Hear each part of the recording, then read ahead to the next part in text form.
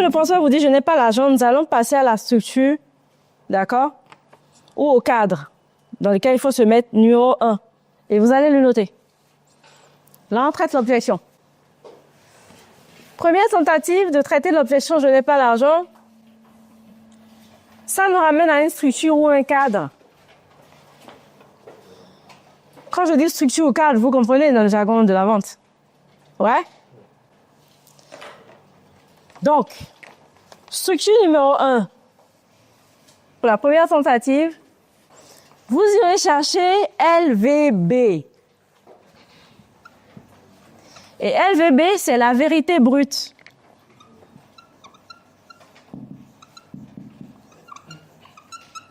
Il vous faut la vérité brute. La vérité sur l'objection. Tant que vous ne l'avez pas, vous ne pouvez pas la traiter. Il vous faut la vérité sur cette objection de « je n'ai pas l'argent ». Et pour aller trouver cette vérité, vous devez encore une fois devenir l'agneau. Le lion ne peut pas aller chercher LVB, c'est impossible. C'est l'agneau qui peut le faire. Si le prospect me dit « je n'ai pas l'argent », et comme un amateur, je le laisse partir. Qu'est-ce qui me garantit, même s'il me dit j'aurai ma paye dans 1 semaine ou dans 2 semaines, je l'ai laissé partir sans aller chercher LVB. Qu'est-ce qui me prouve que lorsqu'il sera payé, il me reviendra vers moi? Rien du tout. Qu'est-ce qui me prouve que lorsqu'il va prendre son salaire, il va pas rentrer dans son quotidien, moi, me mettre... Je l'ai laissé partir, je l'ai pas mis dans l'écosystème, je l'ai pas gardé dans le feu, dans le camp de feu. Je suis pas allé chercher LVB. Il reviendra pas. Et vous savez qu'il y a des ventes qui ne se font pas en une fois. Les gens ont leurs problèmes. Pour le salarié, en général, la paye, c'est du 20 au 7. Le prospect qui vous dit « je n'ai pas d'argent », vous allez trouver son LVB pour que, dans la période du 20 au 7, vous soyez dans le corner.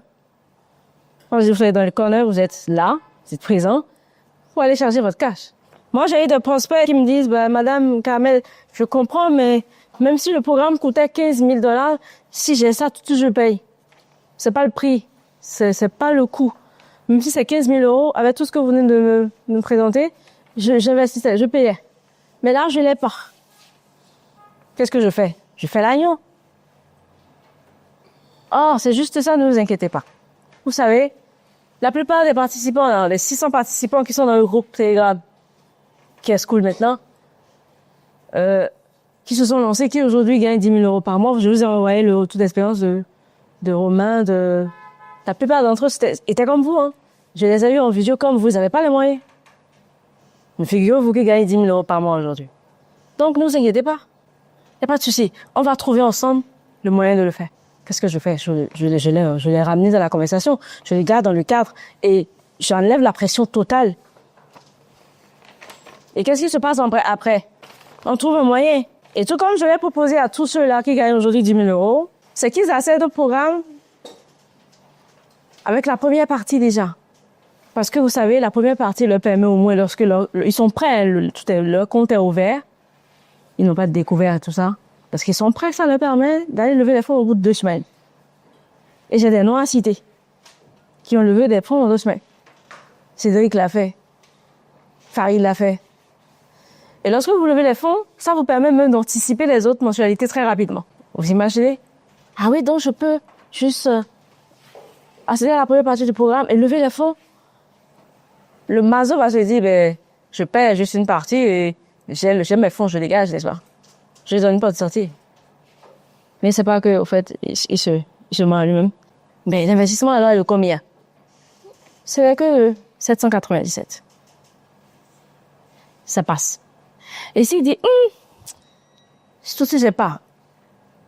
Ben, c'est pas grave. Vous savez, c'est une offre qui peut pas vous attendre. Je suis désolée, mais si vous venez la semaine prochaine à 7h, je peux pas vous proposer cette offre-là. Donc, ce que vous devez faire au moins, c'est montrer votre bonne foi en faisant au moins un apport. Donc, vous me donnez au moins 200 €. Et moi, je pourrais aller avoir de quoi négocier avec le faux preneur pour qu'il vous garde l'offre d'ici votre paye. Est-ce que vous trouvez pas ça juste? Et là, il me dépose l'offre. Donc, le cadre 1, la vraie objection n'est peut-être pas l'argent. Donc, vous rentrez en mode agneau et vous dites au prospect de même pas s'inquiéter. Hein. Au fait, Jennifer, je comprends tout à fait. On trouvera les moyens pour lever les fonds, ne vous inquiétez pas. C'est l'approche à adopter.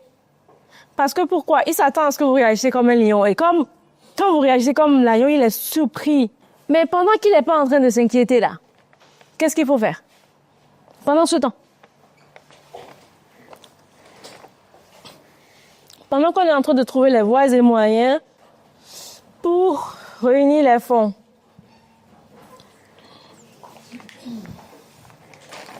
Qu'est-ce qu'il faut faire à votre avis? Vous lui donnez une porte de sortie. Vous lui donnez une porte de sortie, ça lui permet de se détendre. Donnez-lui une porte de sortie. Alors, laissez-moi vous poser une petite question, monsieur le prospect. Pendant que vous êtes en train de réunir les fonds, encore que moi, je pourrais vous donner des voies et moyens pour réunir les fonds. Si moi, je suis à votre place, voilà ce que je ferais. Pour acheter une petite télévision chez moi à la maison, je vais prendre un crédit conso. N'est-ce pas? Je peux lever ce même crédit rapidement pour aller dans un programme qui va me permettre d'avoir un retour sur investissement pour payer mon crédit. C'est une option. Je ne vous l'impose pas. Mais moi, au lieu d'aller acheter une télévision ou faire plaisir, ou des gens prennent du crédit pour voyager à la fin de l'année pour aller en Afrique ou whatever, je prendrais peut-être ce crédit-là. J'aurais levé ce petit fonds pour aller acheter ma liberté. Moi, j'aurais fait ça. Ou, s'il n'est pas seul décisionnaire, est-ce que l'autre n'est pas capable de vous avancer les fonds ou vous investissez ensemble? Il a une part dans votre business en fonction de l'apport de chacun. Est-ce que vous pouvez pas diviser le fait d'ensemble investir ensemble, diviser un peu le coût? Et si vous voulez, dans la société, chacun a une part en fonction de ses apports. Nous avons des comptables, des experts comptables qui peuvent vous aider dans la création de la société, dans le choix du statut social, d'intégrer tout ça là-dedans. Est-ce que c'est pas une possibilité pour vous? C'est peut-être une possibilité pour lui, il n'y a pas pensé. Ou, est-ce que vous n'avez pas un véhicule qui ne vous sert à rien dans votre garage? Il va peut-être dire, ah oui, oui, oui. Mais c'est lequel? Allez chercher la marque, oh, dommage. On aurait pu le louer sur Get-A-One s'il était plus récent ou... Mais puisqu'il ne vous sert à rien, est-ce que il n'y a pas moyen d'aller le vendre sur la centrale, réunir les fonds pour investir dans un programme qui va vous permettre de sortir de la souffrance, la galère? Toutes les options que j'ai citées plus haut, vous le lui apportez. Mais pendant qu'on est en train d'évaluer toutes ces options pour investir dans le programme, qui va vous permettre d'aller gagner 10 000 euros. Lorsque vous dites le programme, rappelez toujours ce qu'il recherche. Ne vous arrêtez pas dans le programme. Qui va vous permettre d'aller gagner les 2 000 euros additionnels à votre salaire les prochaines semaines? Est-ce qu'il y a encore des points d'ombre? Est-ce que vous étiez encore sceptique sur ma solution? Parce que aller chercher les fonds d'une manière ou d'une autre pour investir, ça demande une certaine volonté. Ça demande aussi de sortir de sa zone de confort. Mais lorsque le prospect est sûr que vous êtes la solution, et que même s'il fait ça, il aura gain de cause, il le fera. Voilà pourquoi il faut aller chercher s'il y a encore de points d'ombre. Il faut qu'il vous le dise. Pour que vous puissiez lui envoyer les informations claires par email pour rester pour le garder dans l'écho. Cette porte de sortie là où on veut savoir quels sont les points d'ombre, je vais vous envoyer des emails. C'est pour vous un moyen de le garder dans le camp de feu. De ne pas juste le laisser partir. C'est un peu comme ce que le monsieur disait. Le prospect, il a envie de pisser, il sort de sa voiture, il trouve un coin d'arbre, il pisse. Son chemin est encore à 10 000 km. Quand il est parti, est-ce qu'il va même se rappeler de là où il avait pissé? Pourquoi? Parce que rien ne le retient là. Rien, il passait juste. Ça devrait pas être ça pour vous. Pendant que vous lui donnez des options d'aller réunir les fonds pour venir investir dans votre programme, parce que voilà, 1 000 $, c'est les bons qui le font en une fois. Je vais vous le dire la vérité. Les high tickets, c'est les bons qui le font. Mais quand on est sur le chemin de devenir bon, il faut connaître les voies et moyens, les tentatives. Donc, c'est garder, le fait de lui donner des portes de sortie, c'est pour le garder dans le feu de l'action et vous être dans les parages, les horizons, in the corner. Pour que dès que c'est bon, vous le mettez dans le panier. Donc, pendant que vous trouvez les voies et moyens pour réunir les fonds, il faudrait que vous soyez certain que notre accompagnement est ce qu'il vous faut. C'est vraiment la solution et le service qui vous convient. Pour ce fait, étiez-vous encore un peu sceptique sur le déroulement de notre programme? Ça tourne toujours autour de ça. Ce avec quoi vous allez le garder dans le feu, le camp de feu, ou dans l'écosystème, c'est le déroulement du programme. C'est-à-dire, comment est-ce que nous, on l'aidera à atteindre ses objectifs rapidement? Moi, je mets ces objectifs, mais vous connaissez déjà les objectifs entre-temps? D'accord? Comment est-ce que est-ce que c'est le fait de savoir comment le programme va se dérouler et comment est-ce que nous, on va l'aider à aller chercher les 2 000 euros additionnels très rapidement? D'accord? Parce qu'il veut une transformation rapide. Est-ce que c'est ça qui le rend sceptique? Ou étiez-vous encore sceptique quant à l'utilisation? Est-ce que c'est plutôt technique? L'utilisation, ça peut être ça peut être l'étude de marché. Est-ce que c'est l'utilisation que vous ferez de notre accompagnement? Compte tenu du temps que vous disposez actuellement, c'est toujours relié au timing. Compte tenu du temps que vous disposez actuellement, ou étiez-vous encore sceptique quant à l'intégration du produit ou de l'offre dans votre système actuel? Le système, c'est employé souvent pour les entrepreneurs, ceux qui ont lié à une société. Si c'est pour le salarié, c'est quant à l'intégration de l'offre dans sa situation actuelle. Système actuel, c'est ta situation actuelle ou entreprise. Un peu comme une dame qui, en anglais, on dit ça tricky. Elle lui tend un piège. J'ai un encours de 100 000 euros en France. Je suis à 2 000 euros de mensualité avec ma banque. Pour elle, c'est déjà trop élevé par rapport à ses entrées. Elle gère mal la situation déjà. Elle se dit que l'offre lui permettra d'aller lever 25 000 euros qu'elle ira donner à la banque en France pour diminuer les 100 000 dollars qu'elle a prêtés, 100 000 euros qu'elle a prêtés. Ils vont recalculer les mensualités, ce qui va réduire les 2 000 euros. D'accord? Mais entre-temps, elle veut lancer un business de tourisme. Eh bien, mais c'est pas ce qu'elle fait. On ne crée pas un trou pour aller fermer un autre trou. Même si les Américains vont te donner des différés de 18 mois. Et que peut-être tout de suite, tu vas pas commencer à payer le crédit. Et même les intérêts, c'est différé. C'est quand même un trou que tu vas fermer. On crée un business. C'est ce business qui apporte des revenus. Et c'est le revenu qui va lui permettre d'aller payer ce qu'elle doit. Et ça va se faire progressivement. En fait, des gens, des fois aussi, ils sont dans leur bulle où ils se pensent que on est dans un monde de bisounours. Il faut les ramener à la réalité. Soit elle est elle est dans un autre monde, ou elle est tricky. Elle t'a américaine, c'est que si tu n'es pas posé dans la tête, ou tu ne réfléchis pas, elle va voir à qui elle a affaire. C'est pas possible. Donc c'est d'aller lui dire, mais il faut rapidement mettre le business en place, celui du tourisme. Et déjà, est-ce qu'il y a un business plan qui est fait?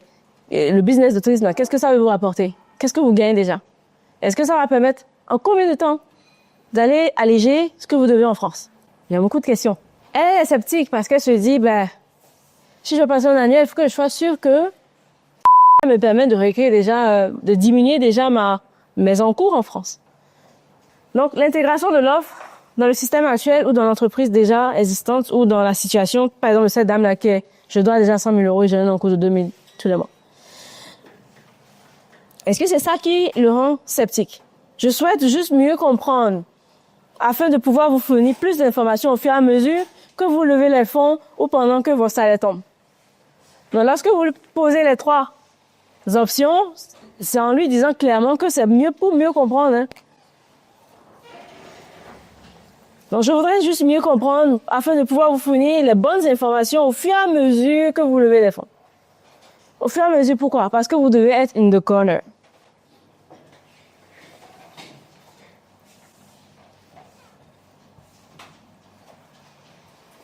Donc, je veux juste comprendre. Voilà, pour que je puisse vous envoyer les bonnes informations au fur et à mesure que vous êtes en train de lever les fonds. Supposons que vous avez trouvé finalement une solution, que ce soit le parent, le conjoint, la banque, le crédit, whatever, la voiture qu'on vend, ou un objet. Pendant ce temps-là, s'il y a encore un point d'ombre, si vous êtes sceptique, Dites-moi, je suis en train de vous envoyer les informations. Comme ça, dès que vous êtes prêts, vous levez les fonds. On avance très rapidement dans le projet. Donc, ce que je viens de faire, je lui donne une porte de sortie en proposant trois objections subtilement. Et là, le prospect va me sortir réellement ce qui le rend encore sceptique. Et ça, j'ai vraiment besoin de le savoir pour avancer. Donc, ça va passer à peut-être... Vous lui avez donné 3 objections subtilement. Et là, il va dire, bon, OK, vous savez, j'ai peut-être déjà investi dans un programme. Hein. Là, il sera obligé de ressortir sa vraie objection. Si vous dit, c'est le déroulement du programme. Ah bon, le déroulement du programme?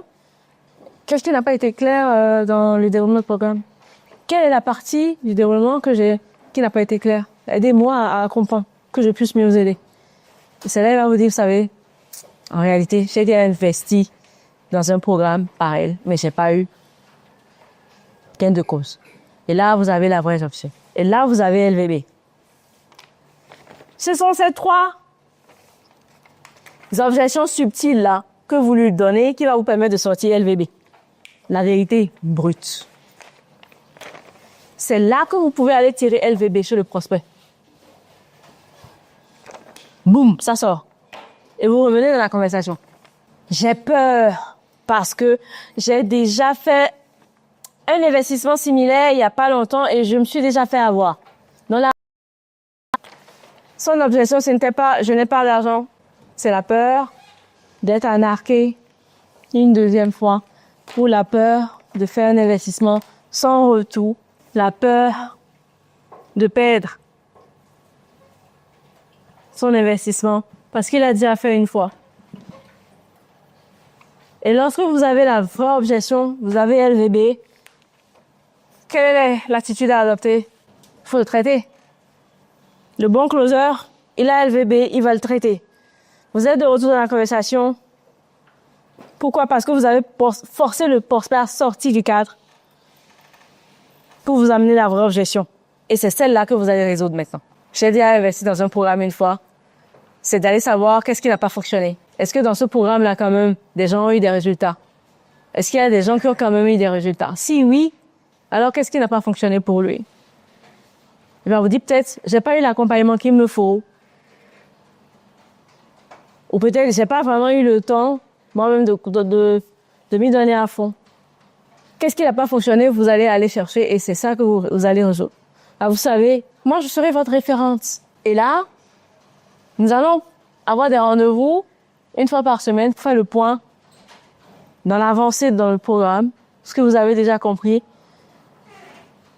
quels sont les points d'ombre, les blocages, et au fur et à mesure, nous allons les lever, ces blocages, pour pouvoir avancer très rapidement. Est-ce que ça, ce serait une solution pour vous?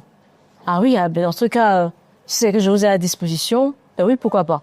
Mais si vous n'allez pas trouver LVB, et là, vous levez l'objection, et vous passez à la clôture de la vente. Lorsque vous avez la vraie objection, l'attitude à adopter, c'est très simple. Vous levez l'objection, et vous passez à la clôture de la vente. Et comment conclure une vente avec les bonnes stratégies? Ça fera l'objet d'une journée. Donc, on est à la première tentative. Donc, la structure, le cadre 1 pour aller gérer l'objection, je n'ai pas d'argent. Si malgré que vous avez poussé le prospect à sortir LVB, la vérité brute, et vous la traitez, malgré ça, il vous dit quand même, vous lui dites alors, dites-moi, c'est bon pour vous? Est-ce que vous êtes prêt à commencer pour qu'on puisse régler le problème X, Y, Z? Vous êtes dans la clôture. Est-ce que c'est bon pour vous? Est-ce que vous êtes prêt pour qu'on puisse commencer dès maintenant pour aller régler les problèmes X, Y, Z qui sont peut-être, il est endetté, il a découvert, peu importe. Et là, le prospect vous dit quand même, il est encore hésitant. Vous passez maintenant à la tentative 2. Alors, tentative 2, c'est la justification. Vous l'emmenez à vous vendre votre produit. Le prospect vous dit, je n'ai pas l'argent. Oui, y a pas de souci. Vous faites l'agneau. Ne vous inquiétez même pas. Et là, vous passez à la tentative 2. Mais, je comprends tout à fait, ne vous inquiétez pas, monsieur le prospect. Mais à un moment donné, vous aurez quand même les fonds nécessaires pour investir. Vous aurez les fonds nécessaires pour rejoindre notre accompagnement à un moment donné. Donc, laissez-moi vous poser une seule question. Cet investissement de $997, Comment vous pouvez justifier de dépenser 1000 euros? À un moment donné, vous allez quand même avoir les fonds, même si c'est dans 6 mois. Vous allez finirez par avoir les fonds. Je suppose que d'ici 3 mois, vous avez les 1000 dollars. Comment justifiez vous d'investir 1000 dollars dans notre accompagnement? Après avoir levé les fonds, pourquoi est-il nécessaire pour vous d'investir 1000 dollars dans notre accompagnement? Donc oui, monsieur le prospect, je comprends tout à fait, d'accord, mais à un moment donné, vous allez finir par avoir l'investissement. Même si c'est dans 6 mois. Vous finirez par l'avoir, cet investissement. À un moment donné. Hein? Bon. Supposons que dans 3 mois, vous avez l'investissement qui est de 1000 dollars. Comment justifiez-vous d'investir ces 1000 dollars dans notre accompagnement? Pourquoi serait-il nécessaire, dans 3 mois, lorsque vous avez les 1000 dollars, pourquoi, selon vous, serait-il nécessaire d'investir 1000 dollars dans notre accompagnement? Comment le justifiez-vous? Comment justifier cet investissement important pour lancer votre business maintenant? Je continue, hein. Je suis toujours dans mon job. Monsieur le prospect, dites-moi. Une fois que vous auriez l'investissement, comment justifiez-vous cet investissement important pour lancer votre business de location de voiture maintenant? Ou pour lancer votre business de tourisme maintenant? Ou d'agriculture maintenant? Et dites-moi, savez-vous même pourquoi vous le feriez? Pourquoi le feriez-vous? À ce moment précis de votre vie ou à ce moment précis de votre activité, une fois que vous aurez l'investissement de 2000 dollars, pourquoi le feriez-vous? À ce moment précis de votre vie où vous me dites que vous êtes fatigué de conduire tout le temps, c'est un métier qui va vous rendre malade. Supposons que les 3 prochains mois, vous avez l'investissement de 1000 dollars. Pourquoi est-ce qu'il serait important pour vous de venir l'investir chez nous?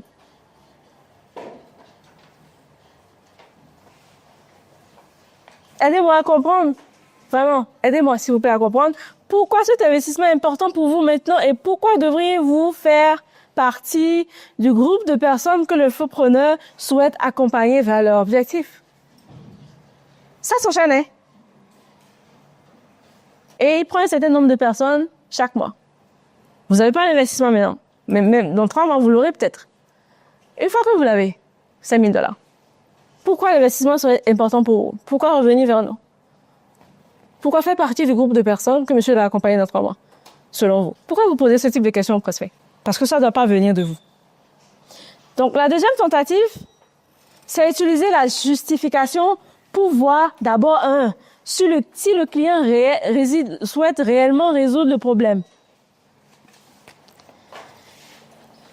La justification, c'est déjà pour aller voir s'il y a urgence. C'est pour juger l'urgence. Et 2, maintenant, c'est pour ramener le prospect sur la bonne voie.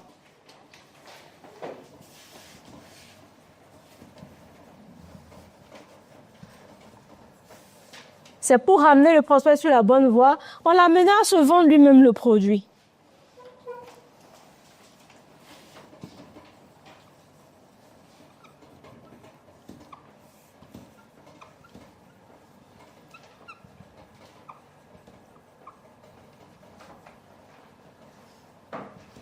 Donc, c'est très ciblé comme question. Au fait, monsieur le prospect, oui, je peux comprendre que vous n'avez pas l'investissement ou les moyens nécessaires pour l'instant. Et s'il arrivait que vous réunissiez les fonds d'ici 3 à 6 mois, d'accord? Pourquoi investir chez nous? Ou pourquoi investir dans notre accompagnement maintenant à cette période de votre vie ou de votre activité?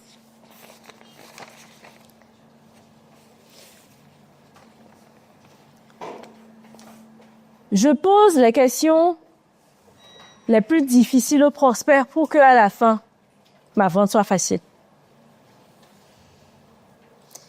J'utilise mes facultés.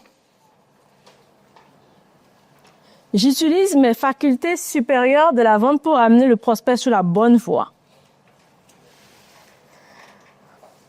En le mettant sur la justification, j'utilise mes facultés supérieures de la vente pour le ramener sur la bonne voie. Ce qui est très, très important. Et je pose la question difficile pour qu'à la fin, ma vente soit facile. Parce que si je reste dans le superflu, à la fin, ma vente sera difficile, voire même caduque. Donc, très important. Si le prospect ne peut pas se convaincre de la raison pour laquelle il souhaite se lancer, et pourquoi il est urgent qu'il se lance, c'est pas la peine de continuer vers la clôture de la vente. Lorsque le prospect vous sort l'objection, je n'ai pas d'argent. Vous avez fait la première tentative, LVB, ça bug. Vous passez à la justification.